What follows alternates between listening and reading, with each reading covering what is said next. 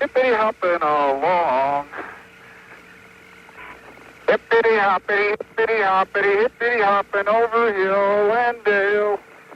Da da da da da da da da da da da da. Hippity hopping along.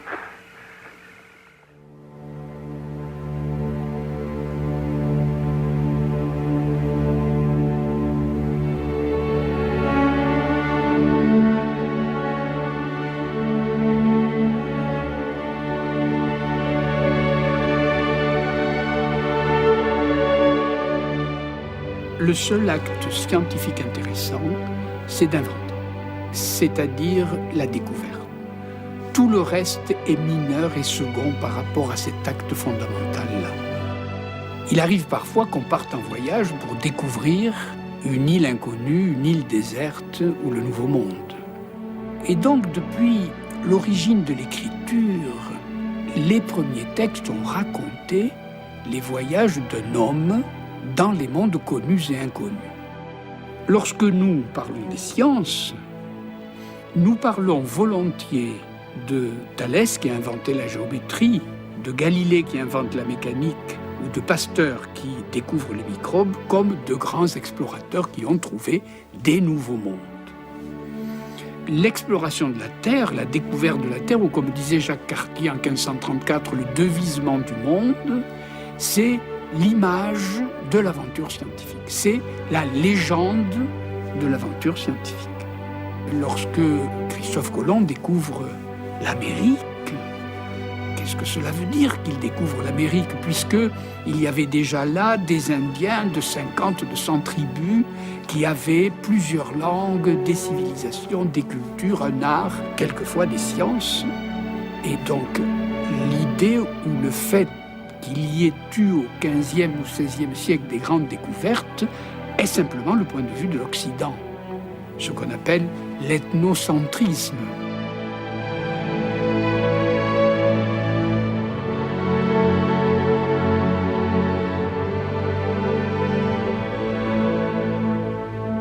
Découvrir veut dire enlever une couverture. La couverture cachait quelque chose, et celui qui enlève la couverture découvre cette chose, mais cette chose était déjà là. Tandis que quand nous disons inventer, cela veut dire construire de toute pièce quelque chose qui n'était pas là. Un inventeur scientifique est-il un découvreur? C'est-à-dire quelqu'un qui voit pour la première fois quelque chose qui était déjà là, ou la découverte scientifique est-elle une invention, c'est-à-dire une création de toute pièce de quelque chose qui n'était pas là? La découverte de la Terre ou l'exploration de la Terre reprend cette question étrange de la science. Est-ce que ce que les savants découvrent est déjà dans le monde ou est-ce qu'ils le produisent?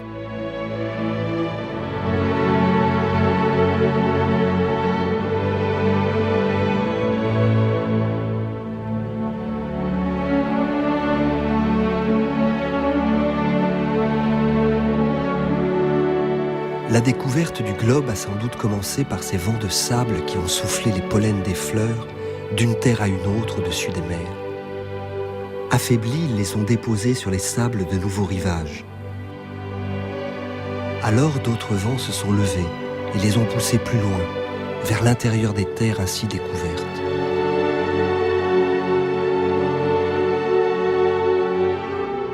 Les fleurs, les plantes ont toujours voyagé. Encore et toujours, elles ont été les premières à voyager, depuis ces temps reculés, où l'homme ne construisait pas encore de barques en peau, en roseau ou en bois. Le sable s'est soulevé, en nuages vers les mers. Les vagues se sont soulevées elles aussi, blanches d'écume, vers les terres lointaines, vers les terres découvertes. Mais aussi les champs de bleuets, de coquelicots, de crucifères blanches et mauves, emportés, poussés par les vents. Et puis là-haut dans le ciel, les vols d'oiseaux migrateurs.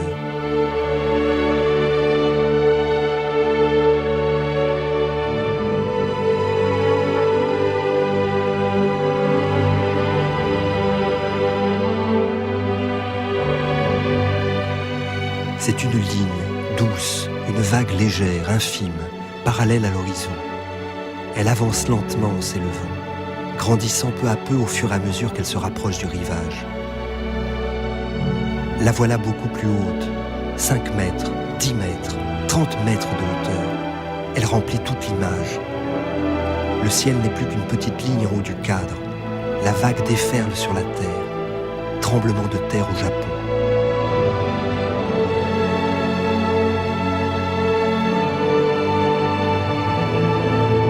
En fait, dès qu'on l'avait aperçue, elle était déjà immense.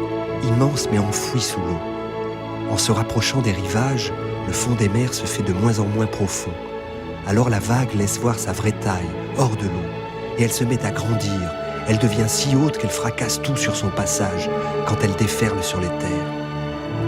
Ce tremblement de terre, nous le savons aujourd'hui, est une onde de choc qui a quitté le Chili, traversé le Pacifique en 12 jours pour devenir ce tsunami tant redouté des Japonais.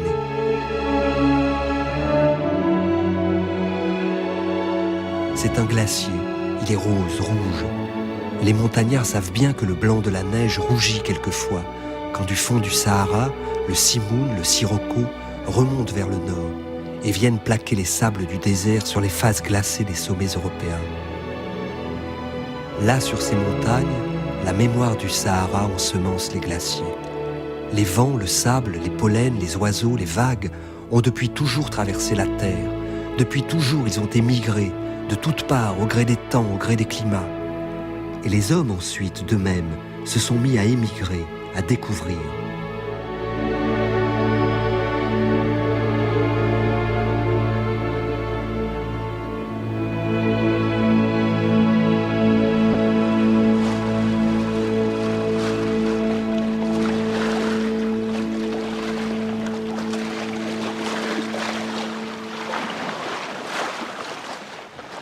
L'important dans une découverte, ce n'est pas la vue, ce n'est pas le devisement ou la visite, c'est le discours, c'est le croquis, c'est le relevé, c'est le fait qu'il y ait d'un côté un pays et de l'autre côté une page, qu'il y ait d'un côté un marin et de l'autre côté un peintre, qu'il y ait d'un côté les phénomènes réels et de l'autre côté, le discours qui en parle.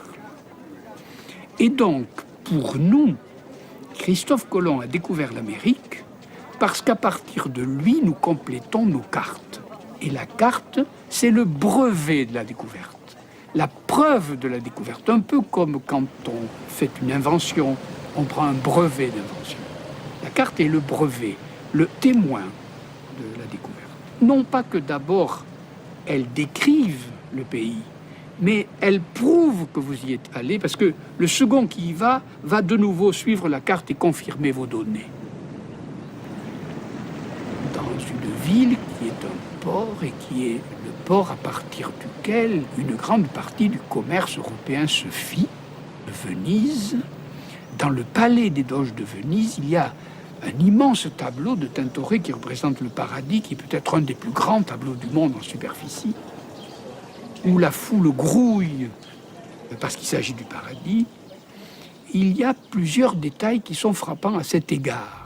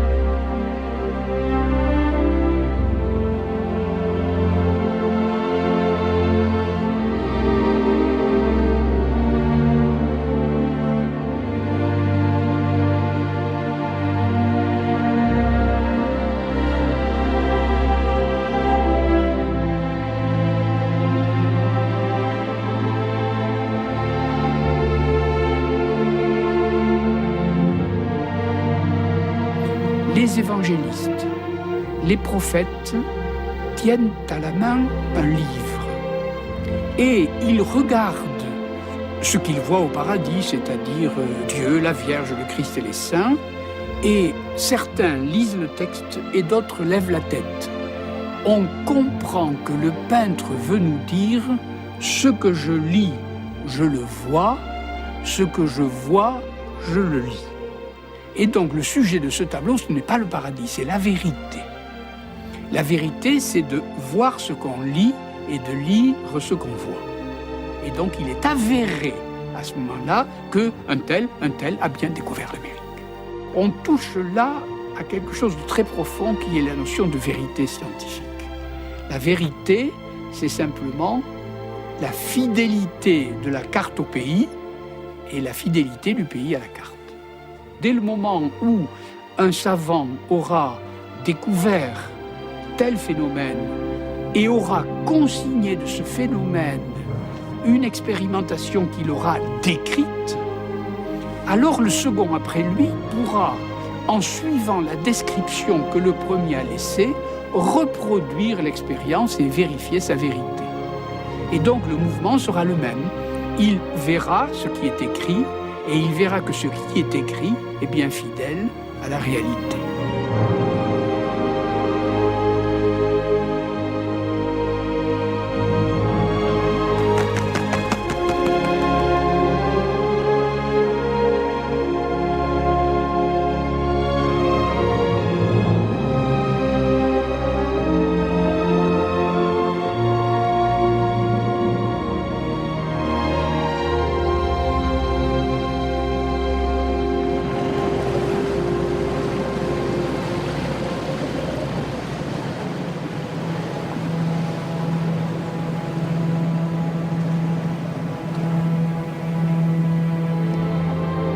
VIe siècle avant Jésus-Christ, rivage de la Méditerranée.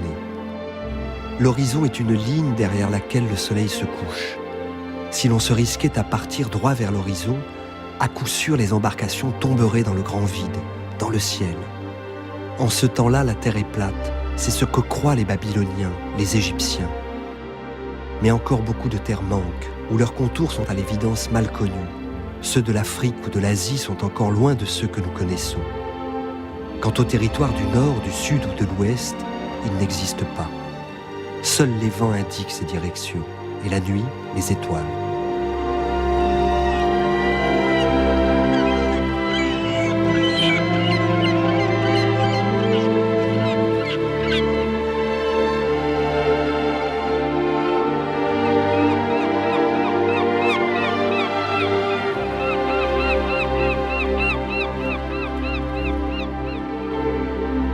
Découvrir les terres suppose de dessiner la figure de la Terre, plate ou ronde. Sans doute les îles précèdent les points, les fleuves précèdent les lignes, les continents précèdent les surfaces et les formes, toutes deux sciences de la Terre. La géographie précède la géométrie. Découverte il y a près de 2500 ans, par les Grecs, en Égypte.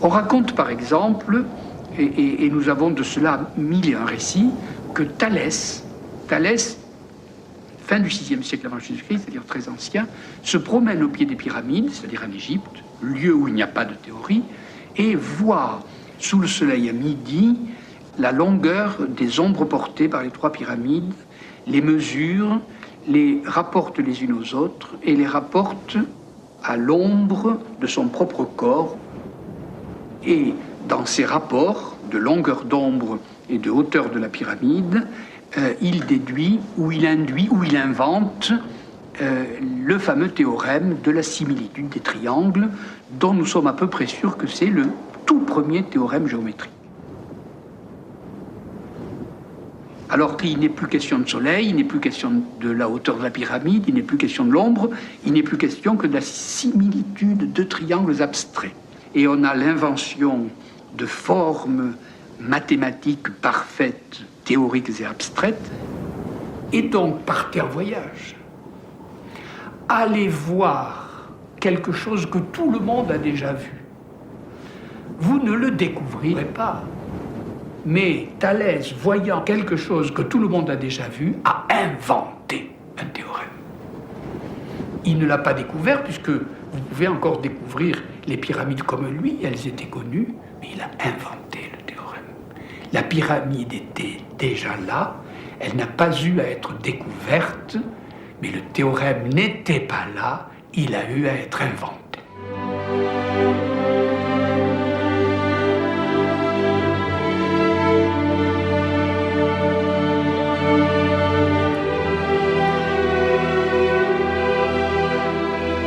Un autre Grec est allé en Égypte, Ératosthène de Cyrène.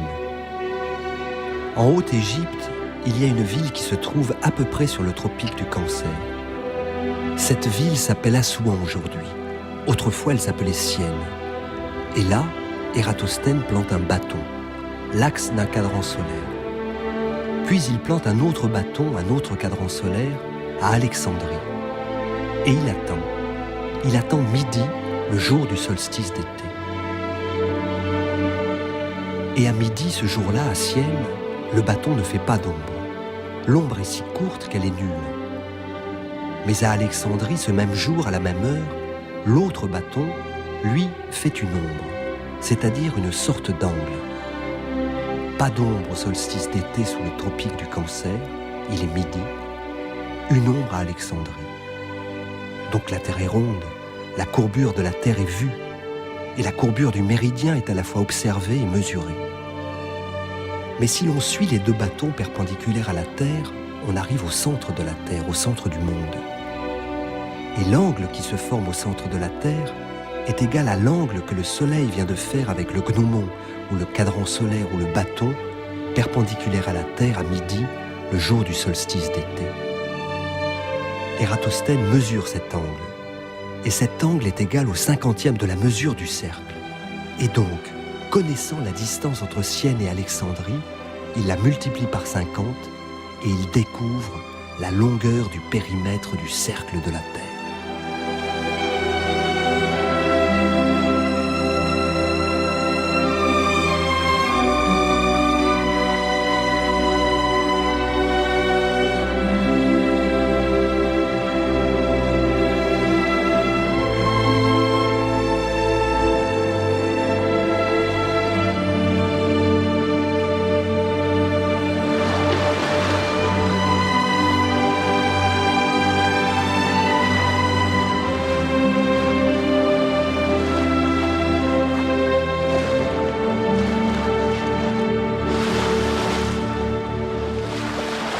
La Terre est dessinée, elle a conquis sa figure, sa forme.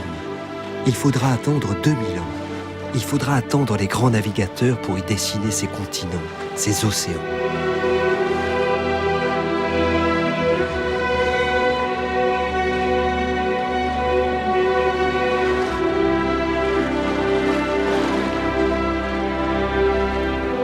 En 1519, Magellan longe vers le sud la côte de l'Amérique, fraîchement découverte par Colomb, et finalement traverse un détroit long de 325 km.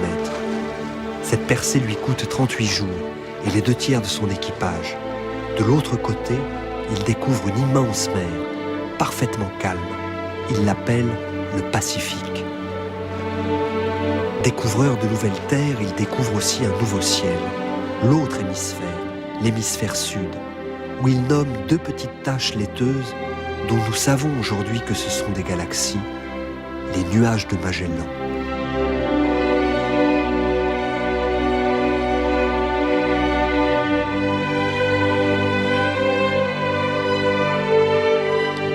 Sa traversée du Pacifique le conduit aux Philippines où il est tué.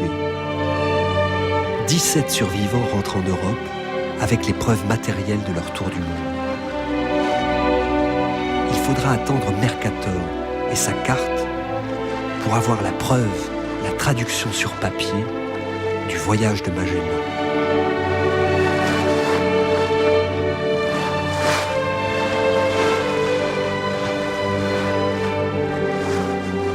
La différence qui existe entre le croquis du paysage et la carte passe forcément par la géométrie. Et par la géométrie plusieurs fois. D'un côté, il y a une géographie avec de la mesure, et de l'autre côté, il y a de l'esthétique. D'un côté, le paysage, et le paysage donne les belles singularités. La carte donne la mesure, et elle se prétend fidèle. Est-elle fidèle? La réponse est non, jamais. Pourquoi? Parce que toutes les cartes sont fausses. Pourquoi donc toutes les cartes seraient fausses? Bien pour une raison toute simple. La carte doit être faite ou dessinée sur une feuille plane et le paysage tel quel est sur une surface sphérique, c'est-à-dire la Terre. Tout le problème est de passer de la sphère au plan. Eh bien, il y a un théorème de géométrie qui dit que ce n'est pas possible. Donc, un autre théorème dirait que toutes les cartes sont fausses. Elle se prétendait fidèle.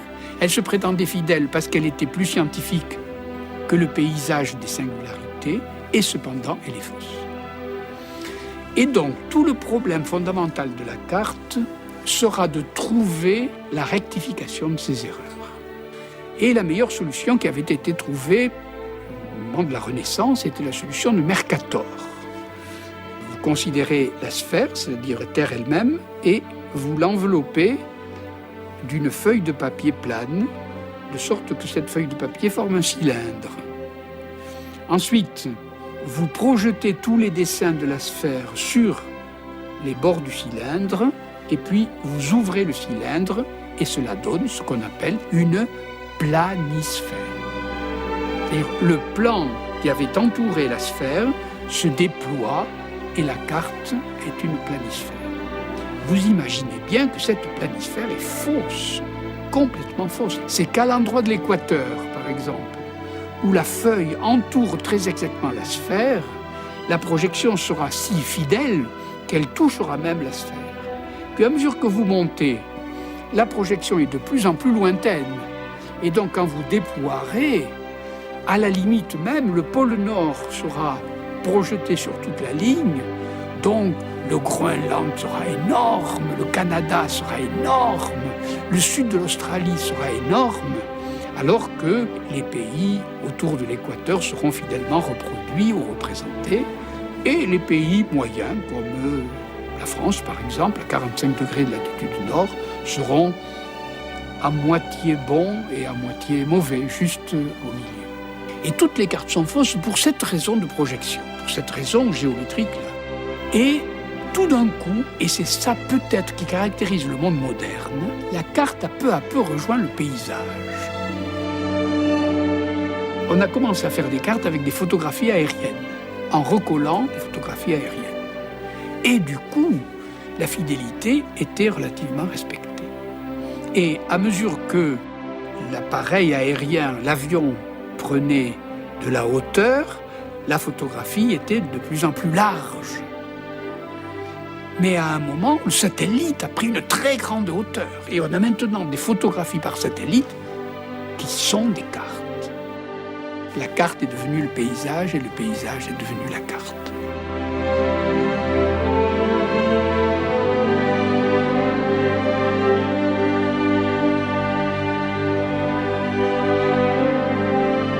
Sur les régions du nord et du nord-est, il pleut le matin. Les vents de la nuit passée soufflent encore près des frontières. Une amélioration se dessine l'après-midi avec le développement d'éclaircies de plus en plus belles d'ici la fin de la journée.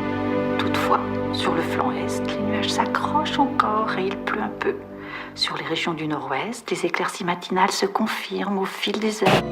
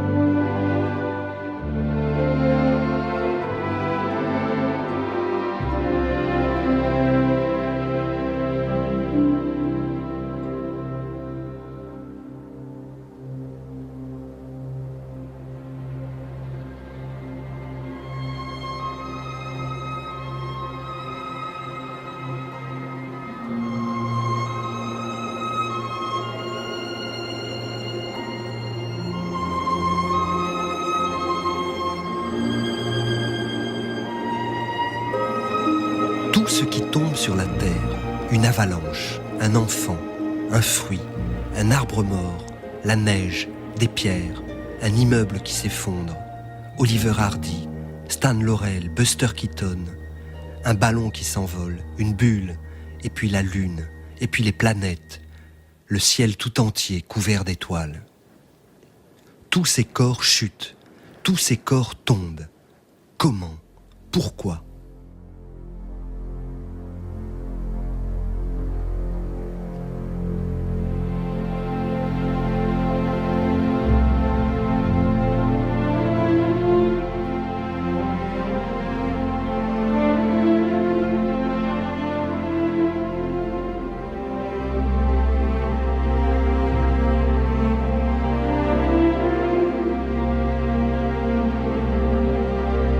Cathédrale de Pise.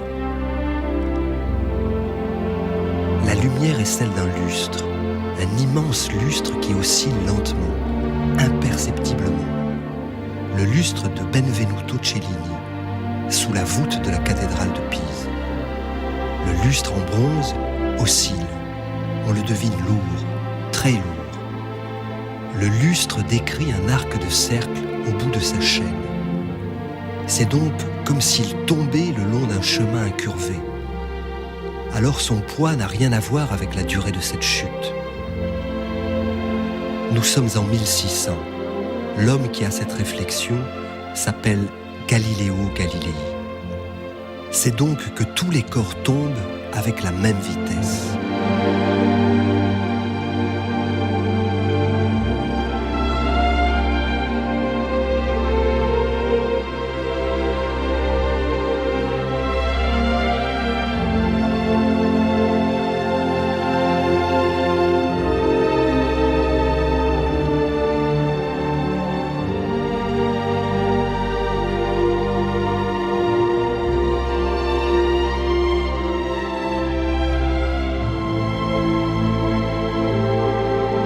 La légende raconte que Galilée monta en haut de la tour de Pise et laissa tomber différents objets.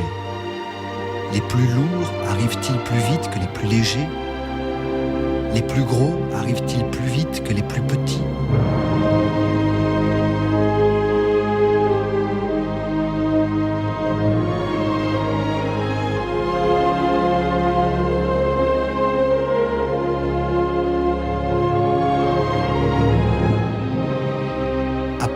Galilée construit des plans inclinés où il laisse glisser des billes de laiton. Il mesure la vitesse de ces billes quand elles roulent le long du plan incliné où sont disposées des sonnettes espacées.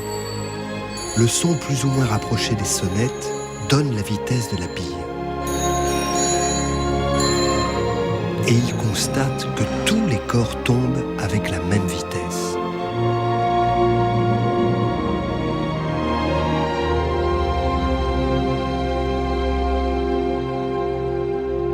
Johann Kepler fut le premier à imaginer un principe d'inertie, c'est-à-dire un corps qui n'est soumis à aucune force est animé d'un mouvement rectiligne et uniforme. Galilée en fait une théorie et du même coup définit la notion d'accélération. Plus on tombe, pourrait-on dire, c'est-à-dire l'accroissement de la vitesse par seconde. Cette découverte est une partie de la mécanique qu'on appelle la cinématique, c'est-à-dire chercher à décrire les mouvements. Galilée s'était intéressé à la description du mouvement. Il faudra attendre Newton pour identifier les causes du mouvement. Galilée ouvre la voie en décrivant la chute des corps, la chute des graves comme l'on disait à l'époque, en tant qu'ils avaient une propension à se diriger vers le centre de la Terre. Avec Newton, la chute d'un corps grave sur la Terre n'est qu'une manifestation d'une loi universelle, celle de la gravitation. L'attraction mutuelle de deux corps. Les causes du mouvement de la chute des corps à la surface de la Terre sont les mêmes que celles qui font tomber les astres.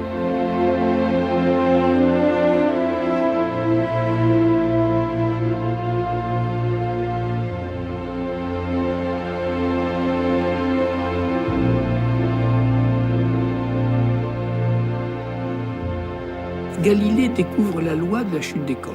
Galilée naît à la notion de vitesse et d'accélération. Et tout l'enjeu du XVIIe siècle est de penser ce qu'est une force. Et la même force fera que les planètes tournent autour du Soleil et qu'un corps lâché tombe à terre. Qui est Galilée? Un opticien. On pense qu'il construit la première lunette astronomique. Un astronome. Il découvre les taches solaires grâce à la lunette et les satellites de Jupiter. Un physicien et un mécanicien. Il découvre les satellites de Jupiter, il invente la loi de la chute des corps dans un environnement qui mettait en question non seulement la figure du monde, mais le mouvement du monde. Comment était le monde, disons, dans l'Antiquité pendant le Moyen-Âge ?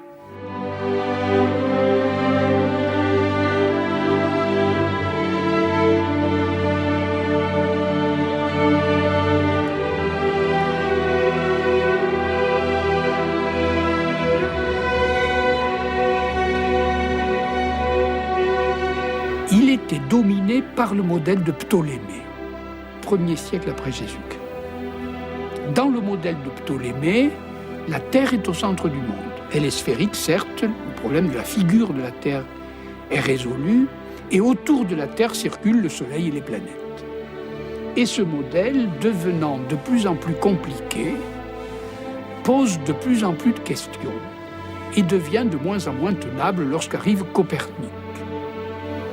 Et Copernic place le Soleil au centre du monde et fait tourner le monde autour du Soleil. Le monde de Ptolémée est géocentré, la Terre au centre. Le modèle de Copernic est héliocentré, le Soleil est au centre. Et la bataille sera non seulement sur la rotation de la Terre, mais sur le modèle du monde. C'est-à-dire, est-ce qu'il faut mettre le Soleil au centre du monde ou la Terre au centre du monde ? Et bien entendu, Galilée est un partisan farouche du modèle de Copernic. Et donc, ce qui est en jeu là, c'est l'idée que nous nous faisons du monde.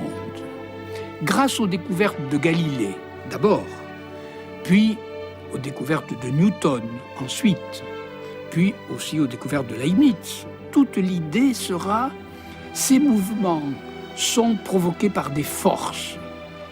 Qu'est-ce que cette force ? Et Newton dira, cette force est la force d'attraction qui fait que les corps célestes s'attirent les uns les autres, et c'est lui, Newton, qui prendra le problème de la chute des corps tel que Galilée l'avait laissé et le réunira au problème du mouvement des corps célestes. Et donc, ce qui est en jeu là, c'est la vue qu'on a du monde. Et à partir de l'âge classique, ce qui sera découvert, c'est notre monde.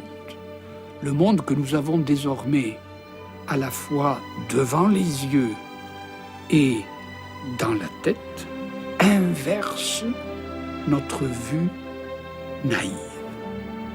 En effet, lorsque par une belle nuit d'été, on se couche dans l'herbe et on laisse le monde tourner autour de soi, qu'on voit se lever, comme on le verra se coucher, il semble bien que le Soleil tourne autour de la Terre. Eh bien, la véritable découverte qui a lieu là, c'est d'inverser cette vue naïve et de découvrir une théorie qui voit le monde à l'envers des yeux. D'ailleurs, le mot théorie en grec veut dire voir. On a l'impression que la découverte du monde, c'est la découverte du monde à l'envers.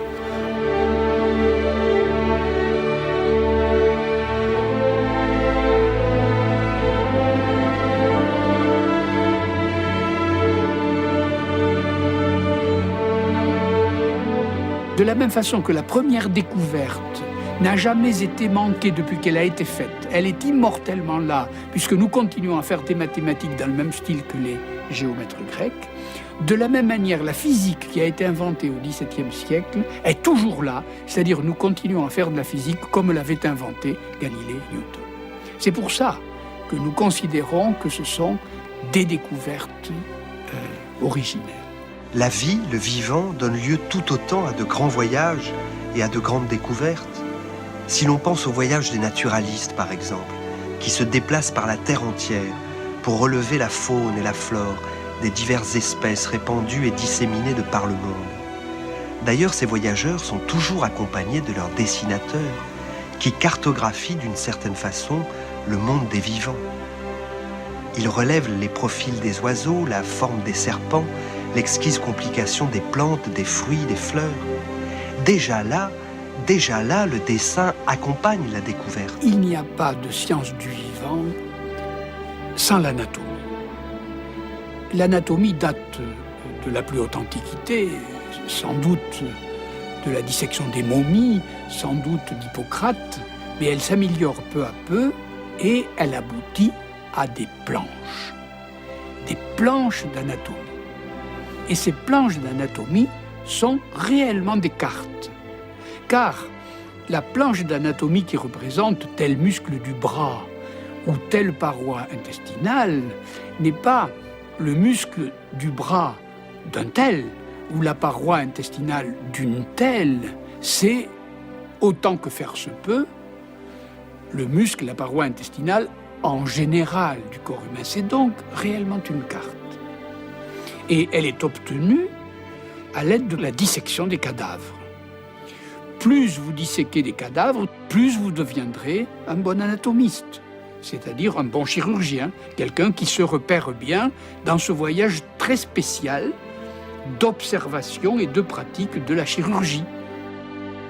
On ouvre à un endroit donné et on sait se repérer exactement dans le paysage particulier ouvert par les écarteurs.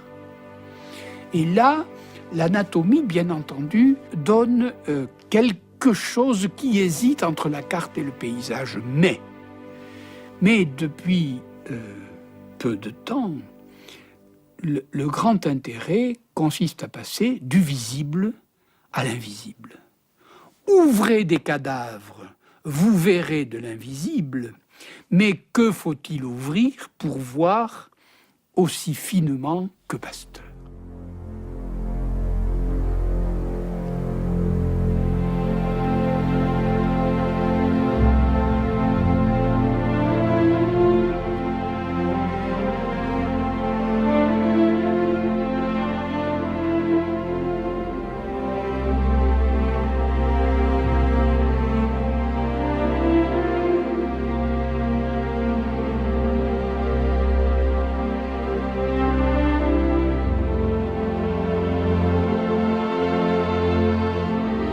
Pasteur prélève de l'air au Mont-en-Vert, près de la mer de glace. L'air des glaciers qui nous paraît si pur contient-il des germes ? Pasteur les dépose dans son laboratoire pour les analyser. Ils sont là, étiquetés, à l'Institut Pasteur. Ces germes, d'où viennent-ils ? Sont-ils porteurs de certaines maladies, de la rage par exemple ?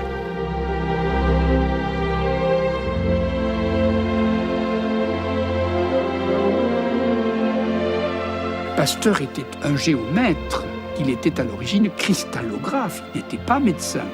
Et ses premières découvertes ont lieu sur un certain nombre de cristaux gauche et droit de l'acide racémique, et il est intéressé par la symétrie des cristaux ou l'antisymétrie des cristaux. C'est un homme qui a une vision très spatiale des questions. Il descend peu à peu du cristal au microbe, grâce à une extraordinaire habileté en matière d'expérimentation. Pasteur a raffiné de plus en plus ses analyses, de telle sorte qu'à un moment, il a mis en évidence l'existence de ce que depuis nous appelons les microbes. Il passe une échelle de phénomènes et il passe réellement du visible à l'invisible, avec plusieurs ordres de grandeur. Et là, nous nous rendons compte que toutes les maladies infectieuses, que la question des fermentations, que toutes les questions qu'il a traitées, à la fois des fermentations et de la rage par exemple, sont des problèmes qui sont dominés en effet par l'activité de tel ou tel type de microbes, c'est-à-dire de micro-organismes. Il met en évidence l'efficacité et l'importance des micro-organismes.